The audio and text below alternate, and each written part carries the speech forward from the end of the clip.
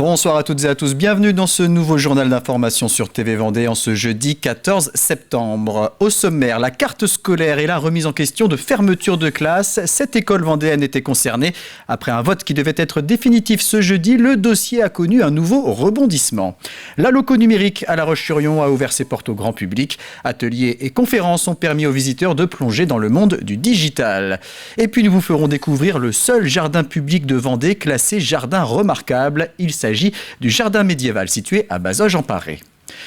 Retour donc sur cette journée bien particulière pour les 7 écoles vendéennes concernées par une fermeture de classe. À l'issue du vote définitif de la carte scolaire ce matin, la décision de l'inspection académique a été confirmée et semblait définitive. Mais le dossier a connu un nouveau rebondissement lorsque la rectrice d'académie a été informée de la situation par des parents d'élèves. Le récit de Julie Morini.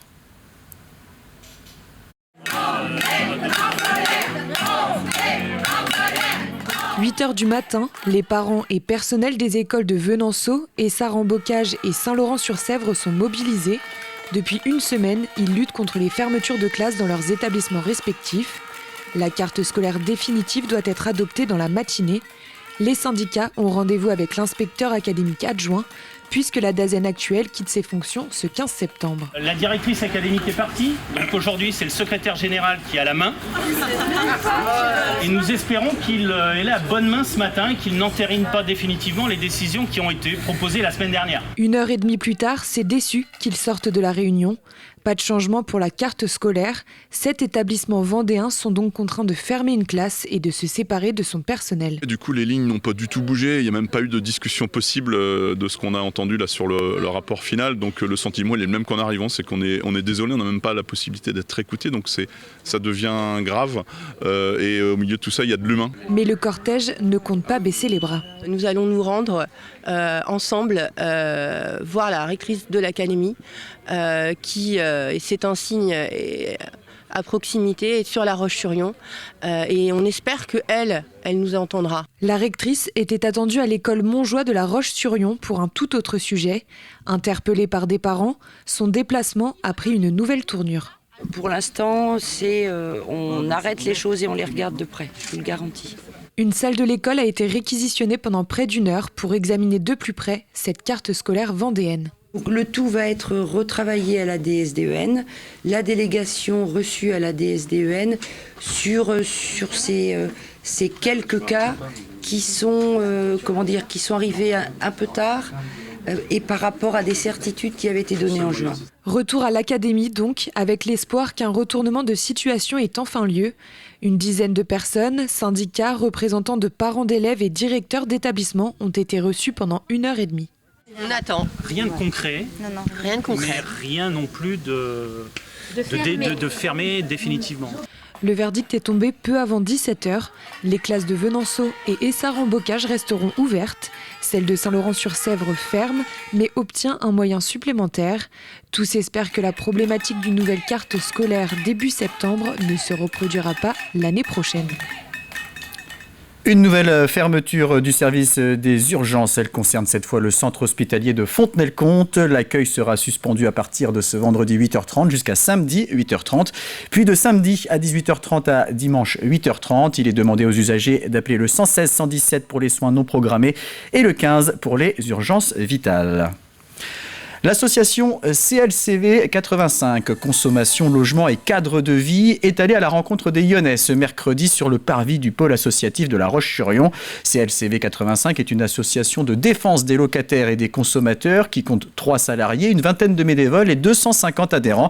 Elle est installée à La Roche-sur-Yon, mais aussi aux Herbiers et traite de sujets très variés dans les domaines de la consommation, l'environnement ou encore le logement. On peut avoir des problèmes de voisinage, on peut avoir des problèmes d'ordre ménager, enfin les ordures ménagères qui parfois il y a des dépôts sauvages, des choses comme ça.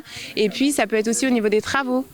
Les travaux qui ont été faits et puis finalement il y a une fuite ou il y a des choses comme ça, les locataires ne savent pas trop à qui s'adresser. Il y a aussi tout ce qui est réparation, ils ne savent pas forcément si c'est à leur charge ou celle du bailleur. C'est très varié, il peut y avoir vraiment des choses de style je ne comprends pas ma facture, ma quittance de loyer. On est là aussi pour voir par rapport aux charges. Il y a énormément de choses. Rendre le numérique accessible à tous, c'est l'une des missions que s'est fixée la Loco Numérique, située à La Roche-sur-Yon. Elle a ouvert ses portes ce mercredi. Cette vitrine du digital dans le département a accueilli le grand public qui a pu découvrir des ateliers, mais aussi participer à des conférences. Reportage Grégoire de Châtillon. 1, 2, 3. Attention à l'atterrissage. L'atelier s'appelle Construis ta fusée. Je prends la fusée. On écoute.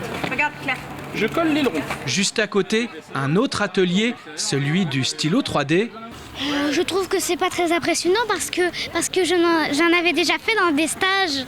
J'ai déjà fait un stage 3D et que j'avais fait un tout petit champignon Mario en bleu. Je savais pas qu'on pouvait créer ça.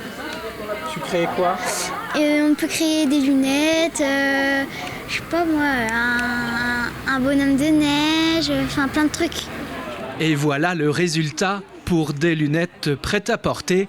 Un peu plus loin, à l'intérieur, on s'initie au low-code, no-code, tout un programme. On peut après enrichir, créer une nouvelle page. Le no-code et le low-code, c'est donc la possibilité de ne pas avoir à décliner des lignes de code et d'utiliser des blocs déjà pré-codés pour assembler ensemble et construire un prototype d'application. Le digital, c'est l'ADN de la Loco Numérique située à La Roche-sur-Yon depuis 2014.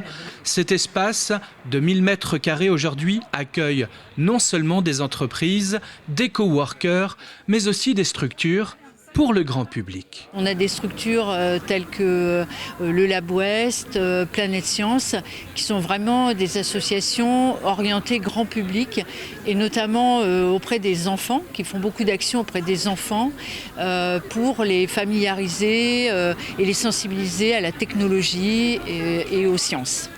L'intelligence artificielle est également au cœur de cette porte ouverte, mais aussi déjà au cœur de notre quotidien. N'importe qui utilise son téléphone en disant Google Now ou Siri, on sait qu'il y a de l'intelligence artificielle derrière. Demain, il y en a qui disent que c'est la 4e révolution industrielle, parce que ça va remplacer énormément de tâches rébarbatives ou certaines qui sont trop complexes pour le cerveau humain. Ce qui importe, c'est que l'humain garde la main pour être connecté sans être dépassé. Vieillir ensemble, une chance à cultiver. C'est le slogan de l'édition 2023 du Mois Bleu, un événement national dédié aux seniors. Pour la 4e année consécutive, l'agglomération des Sables-d'Olonne et le CCAS de la ville y participent du 4 au 18 octobre. 4 temps forts sont proposés. Un bal pour danser le 6 octobre, une comédie théâtrale pour rire le 12 octobre, un karaoké pour chanter le 18 octobre et pour commencer, une balade intergénérationnelle le 4 octobre. On organise une balade qui se veut intergénérationnelle puisque, en plus de nos établissements et des personnes à domicile, on y accueille nos centres de loisirs. Et toutes ces personnes sont accompagnées tout au long de l'après-midi par les lycées, le lycée Sainte-Marie du Port et les lycées professionnels. Et pour nous, c'est très important aussi de recevoir tous ces jeunes qui, on peut se le dire, on les voit venir depuis plusieurs années et qui sont accompagnateurs avec leur sourire, avec leur bonne humeur. Et je peux vous dire que les personnes âgées adorent ce moment privilégié. Et on peut les accompagner. Et tout ça se fait en musique, se fait dans une ambiance très festive. En Vendée, 4 jardins peuvent se vanter d'être labellisés jardins remarquables. Mais parmi eux, un seul jardin public. Il s'agit du jardin médiéval de Bazoges-en-Paré. Il a été créé dans les années 90 lors de la restauration du donjon autour du pigeonnier daté du XVIe siècle. Composé de 16 carrés, on y trouve des plantes potagères, médicinales, aromatiques et même des plantes magiques. Nous vous proposons de le découvrir avec ce reportage de Cyril Guillet. C'est un jardin extraordinaire. Il y a des canards qui parlent anglais. Au pied du donjon de Bazoges-en-Paré s'étend le jardin médiéval. Déjà primé en 2018, il a été cette année une nouvelle fois labellisé jardin remarquable. Pour nous, en termes de tourisme, c'est un point fort. Et moi qui suis également président de l'Office de tourisme de la communauté de communes du Pays de la Châtaigneraie, c'est le point d'entrée de notre territoire. C'est grâce à ce jardin que l'on attire en gros entre 5 à 6 000 visiteurs par an. Décerné par la Direction régionale des affaires culturelles, ce label est valable pendant 5 ans. Et pour pouvoir prétendre à cette distinction, les critères sont nombreux. Quel type d'arrosage est utilisé, comment on entretient, quelles sont les plantes que l'on va y trouver, si elles correspondent bien au cahier des charges d'un jardin médiéval, quelles sont les activités que l'on déploie autour de ce jardin, également la qualité de nos intervenantes pour faire les visites. Depuis un an, c'est Charlotte Bouvier qui a en charge l'entretien de ce jardin pas comme les autres. On y retrouve notamment un espace dédié aux plantes magiques. On a la fameuse mandragore dans Harry Potter, on a la conite, on a la fougère, on a des fèves. Et parmi les incontournables de ce jardin médiéval, il y a bien entendu le potager et ses légumes oubliés. Tout ce qui va être potiron, citrouille. On a aussi des fèves, des épinards, des légumes racines comme le panais ou la carotte blanche. Du chervil aussi, c'est un vieux légume, il est vraiment ancien et on en consomme les racines. Au détour de ces allées, de nombreuses curiosités sont à découvrir, à l'image de ce cornichon sauteur. Si on y touche les fruits jaunes, en fait, c'est que ça explose à 50 km/h pour disperser ses graines un peu partout. C'est sa manière de reproduction. En plus des visites, la municipalité souhaite à terme ouvrir ses jardins au monde de l'entreprise pour y organiser des séminaires et des rencontres professionnelles. On termine avec un mot de voile. On a appris ce jeudi que l'IMOCA Holcim PRB changeait de skipper principal en vue du prochain Vendée Globe. Nicolas Luneven remplace Kevin Escoffier, mis en cause dans une affaire d'agression sexuelle. Une co-skippeuse, la Hollandaise Rosaline Kuiper, a également été recrutée dans l'équipe pour participer à The Ocean Race. C'est la fin de ce journal. Merci de l'avoir suivi. Prochain rendez-vous avec l'actualité demain à 7h avec la matinale présentée par Diane Delangle. Excellente soirée à tous.